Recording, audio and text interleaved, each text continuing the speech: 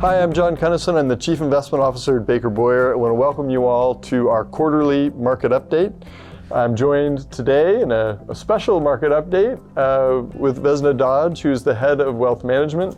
And she's going to talk a little bit about, given the topic of the day, banking, talk a little bit about how Baker Boyer is navigating the current environment.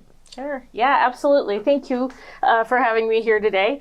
So really quickly, Baker Boyer has always been focused on health and stability for our clients and our community. So really, if you look at today, I think there's three things that really set us apart.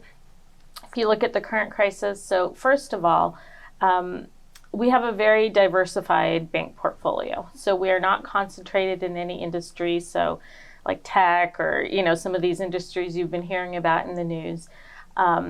We're widely diversified, so if one industry gets hit really hard, we can weather that storm very, very stably.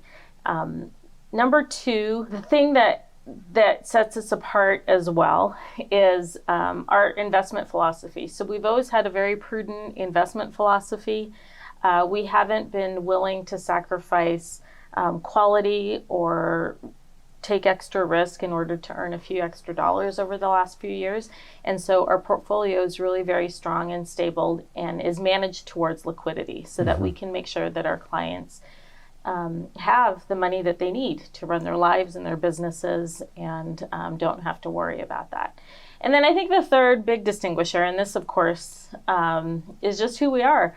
We've been here since 1869, and, we opened our doors in 1869, and we have never closed them. That's the short version of a long story, but, if you look at all the significant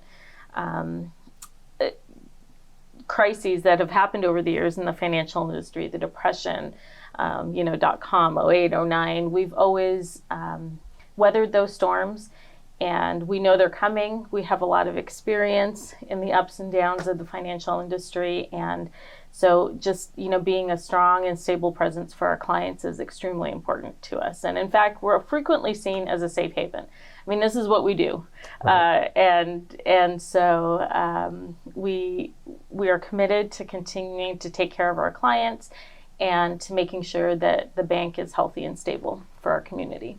And when you've been around 150 years, you're really planning for the next 100 and less concerned about, getting on the latest trend. Absolutely. Right. Yeah. So that's a little bit about Baker Boyer.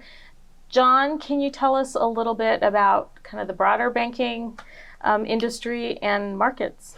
Sure. And one of the questions that we're getting frequently is how does this compare with 2008? Both kind of financial industry origination, of the crisis. In 2008, it was really different because what people were really concerned about, the origin of the crisis, was solvency. People were worried that loans that banks had made wouldn't be repaid, and that was going to cause the crisis with the banks. In this situation, it's really more liquidity, which you touched on, and it's really more a matter of can these banks meet customer requests for withdrawals. And in some of these banks, they weren't able to do that.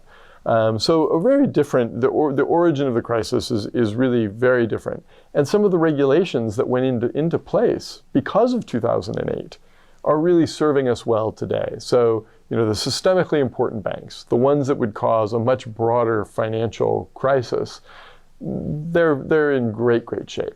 Right. So, as are, the broad swath of the rest of the banking industry, Baker Boyer included. If we look more broadly at markets right now, there is a lot of uncertainty. There's always a lot of uncertainty. We entered the year with really great economic numbers. The job market is incredibly strong, consumer spending strong, inventory restocking really pushed up economic growth. And people were really concerned that was going to cause the Federal Reserve to have to be more aggressive, increase interest rates. And then, we find ourselves in March, almost the complete opposite. So more concerns, a flight to safety, right? Interest rates came back down, people bought treasury bonds. So we saw a lot just in the first quarter of the year. All of that uncertainty, that volatility, I think causes people to think, I want to make myself safer. I should sell stocks or bonds to make myself safer. But what people have to realize is that that is a strategy to avoid. And the reason why is simply because markets are forward-looking. How much of last year's return in the stock market, right, we were down close to 20% in the stock market, how much of that decline in market values was due to fear about potential recession this year? Right? That's the question we really have to ask. And if we look historically at some years where everything would indicate that it should have been a terrible year in the market, right? 1980, 2009, 2020 with COVID. These should have been, terrible stock market years, and yet the returns were, I have the numbers here, 32%, 28%, and 21% respectively. Those are really strong returns. If we want to capture that long-term return that makes people's financial plans successful, we've got to be invested during years like this. And the only way to do that is to think about your asset allocation carefully with your advisor and stay invested. So lots of uncertainty, but we do have the tools to deal with it. Good.